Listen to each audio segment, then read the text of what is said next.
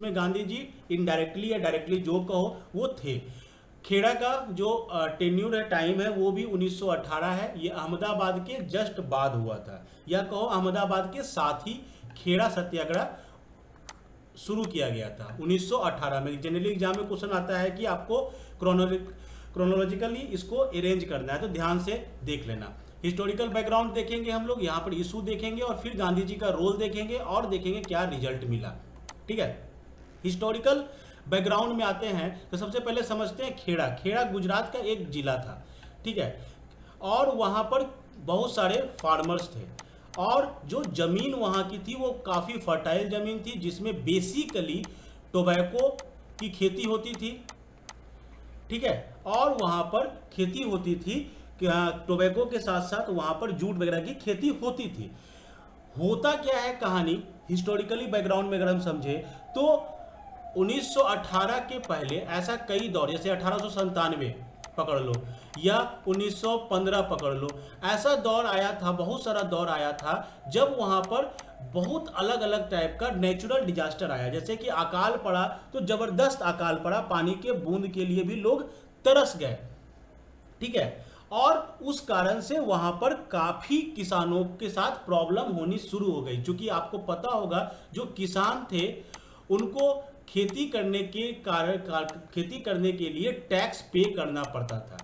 तो जब 1915 या 16 का दौर था तो उस समय वहां पर बहुत भयानक टाइप का एक अकाल पड़ा, और जब अकाल पड़ा तो उस अकाल के कारण रिजल्ट ये हुआ कि किसानों का जो फसल था वो लगभग सारा फसल डिस्ट्रॉय हो गया, खेती हो नहीं पाई। और खेती हो नहीं पाई जिस कारण से किसान जो थे वो टैक्स देने में इनकैपेबल थे। बट उसी समय किसानों को डिमांड था कि हमको इस टैक्स को रिबेट किया जाए, हमको इसमें कुछ छूट दिया जाए या हमको टैक्स को माफ़ कर दिया जाए। बट इशू क्या बना उस समय कि अंग्रेजों के द्वारा एक कमेटी तय की गई। ठीक है, एक कमेटी तय की गई और उस कमेटी को बोला गया कि आप सर्वे करके आइए कि क्या स्थिति है, आप सर्वे करके बताएं कि क्या स्थिति है खेती की, क्या मेरा जो कल्टीवेशन हुआ है वो प्रॉपर हुआ है या नहीं हुआ है। इस कमेटी के द्वारा एक रिपोर्ट दिया गया और इस रिपोर्ट में दिया गया कि जो कल्टीवेशन है वो बहुत ही बेहतर है, किसानों को जो है फसल बहुत अच्छी हुई है और उनका उपज में कोई कमी नहीं है। और इस कमेटी ने डिसाइड कर दिया कि अगर फसल बहुत अच्छी है तो हम 23% टैक्स और ज़्यादा लेंगे, इतना टैक्स, मोर टैक्स हम डिमांड करेंगे क्योंकि आपकी फसल अच्छी हुई है। तो एक तरफ किसान जो थे वो परेशान थे कि जो नॉर्मल रेगुलर टैक्स है वो पे करने के कंडीशन में भी वो नहीं थे, और उसमें भी उस अंग्रेजों के द्वारा 23% और टैक्स बढ़ा दिया गया, जिस कारण से अंग्रेज डिमांड करने लगे कि इतना टैक्स अगर लेना है तो हम लोग इसमें भागीदार नहीं बन सकते हैं। और वो जानते थे अगर हम टैक्स नहीं पे करेंगे तो पुलिस हमारे घर में घुसेगी, हमारे ज़मीन पर कब्जा कर लिया जाएगा, हमें जेल भेज दिया जाएगा। Then they call Gandhi ji. ठीक है, दे कॉल गांधी जी। गुजरात सभा नाम का एक संगठन था गुजरात में, और उस गुजरात सभा को वहाँ के किसानों के द्वारा लेटर लिखा गया कि हमारे साथ ऐसा ऐसी स्थिति है, कृपया हमारे मदद करें, हमारे यहाँ आए और इस इशू को रिजॉल्व करें। तो गुजरात सभा को लेटर गया। उसी टेन्यूर में गांधी जी जो थे वो अहमदाबाद मिल स्ट्राइक में व्यस्त थे।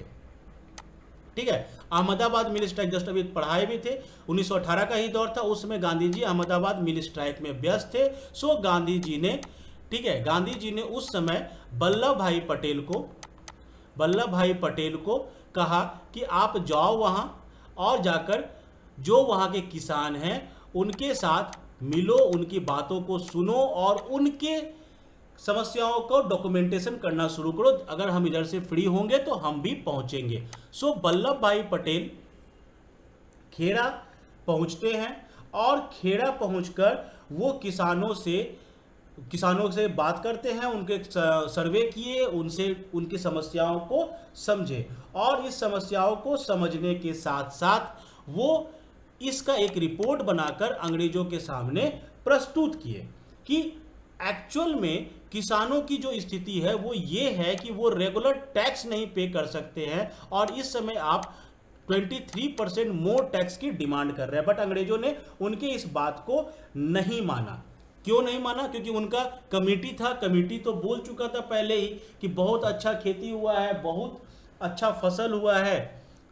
तो गांधी जी जब अहमदाबाद मिल स्ट्राइक से फ्री होते हैं तो वो पहुंचते हैं और उसके बाद सरकार के साथ उन्होंने फाइनली अपना रिपोर्ट सबमिट किया और अंग्रेजों को वो कन्विंस करते हैं कि कृपया करके किसानों से जो आपको टैक्स वसूलना है आप वैसे किसानों से टैक्स वसूलें जो टैक्स देने में कैपेबल हैं।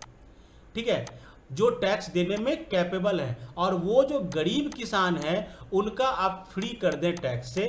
ये एक सुझाव गांधी जी के द्वारा दिया जाता है कि आपको जो टैक्स वसूलना है, जो अमीर किसान है, जो बड़े किसान हैं, उनसे आप टैक्स वसूलिए, लेकिन जो गरीब और जो निचले तबके के किसान हैं जिनकी खेती सच में नहीं हुई है उनको आप टैक्स से फ्री करें। अंग्रेजों को ये सलाह अच्छी लगती है और उन्होंने इस तरह के गरीबों के साथ 1918 का टैक्स और 1919 का टैक्स, 2 साल का टैक्स उनका वो माफ कर दिए।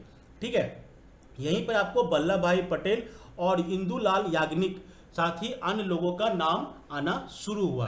तो गांधी जी को यहाँ पर भी सफलता मिली। रिजल्ट क्या हुआ कि यहाँ पर लोअर क्लास फार्मर्स जो थे, जो लोअर क्लास फार्मर्स थे, जो एकदम डिपेंडेंट थे हर चीज के लिए, उन फार्मर्स के लिए गांधी यहाँ पर फाइट किए और बाद में ये सभी गांधी के सपोर्टर हुए। तो 3 अलग अलग आंदोलन, चाहे वो चंपारण हो, ठीक है, चाहे वो अहमदाबाद हो और चाहे वो खेड़ा हो, 3 अलग अलग आंदोलन, ऐसा आंदोलन हुआ जिसमें गांधी को सफलता तो मिली ही, यहाँ पर वो सक्सेस तो पाए ही पाए, लेकिन साथ साथ 3 अलग अलग वर्ग, 3 एक अलग अलग वर्ग गांधी जी के साथ हो लिए, जो गांधी को गांधी बनने में मदद किया।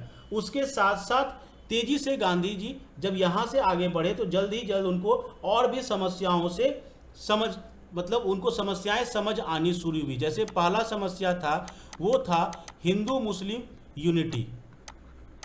ठीक है, आपको याद होगा 1909 में जो मॉन्टेग्यू ये मॉर्लिमिंटो रिफॉर्म आता है उसमें उसके या 1905 में बंगाल विभाजन, ऐसी ऐसी घटनाएं थी जो हिंदू मुस्लिम में काफ़ी कटुता आ चुकी थी।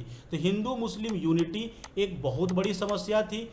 ठीक है, दूसरा महिलाओं का जो स्टेटस था वो एक बहुत बड़ी समस्या थी। अनटचेबिलिटी बहुत बड़ी समस्या थी।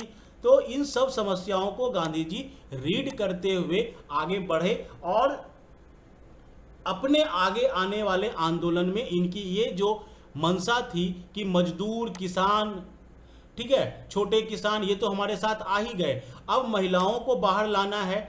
छुआछूत जिसको हम कहते हैं, वैसे लोअर क्लास जिसको छूना बंद खराब हो, वैसे क्लास को अपने साथ लाना है, हिंदू और मुस्लिम की यूनिटी को करवाना है और इस प्रकार से आगे बढ़ेंगे तो हमारा आंदोलन सफल होगा।